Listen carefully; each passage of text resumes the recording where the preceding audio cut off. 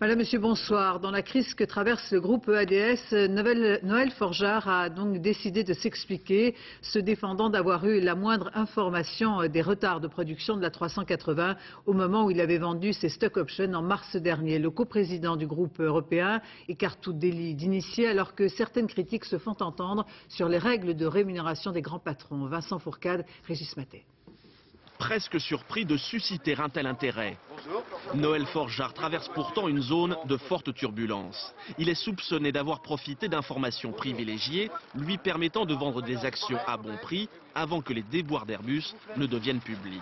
Aujourd'hui, Noël Forgeard contre-attaque et conteste le délit d'initié qu'on lui reproche.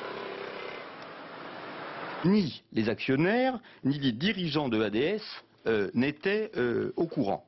C'est un malheureux hasard.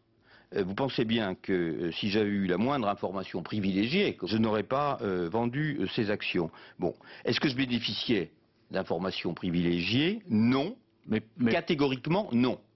Mi-mars, Noël Forgeard vend 162 000 actions EADS et empoche une plus-value de plus de 2,5 millions d'euros. Puis le titre va commencer à baisser. Il y a 2 jours, il s'écroule. Simple coïncidence ou délit d'initié, l'AMF, la police de la bourse, mène l'enquête. Noël Forgeard a-t-il vendu ses actions en sachant qu'Airbus allait mal, à charge pour les enquêteurs d'en apporter la preuve? C'est tout mode de communication qui laisse une trace plus ou moins écrite, de façon à rapporter une preuve matérielle. Ça peut aller du message électronique jusqu'au fax, au rapport écrit, au courrier que peut accumuler une direction générale. À l'usine d'assemblage du gros porteur, les salariés semblent avoir d'autres soucis en tête. C'est plutôt l'avenir d'Airbus qui les inquiète avant tout. Le problème, c'est qu'il y a 58 000 salariés Airbus en Europe. C'est ça qui nous intéresse, plus que de savoir si M. Forgeard et ses enfants ont réalisé des plus-values ou pas.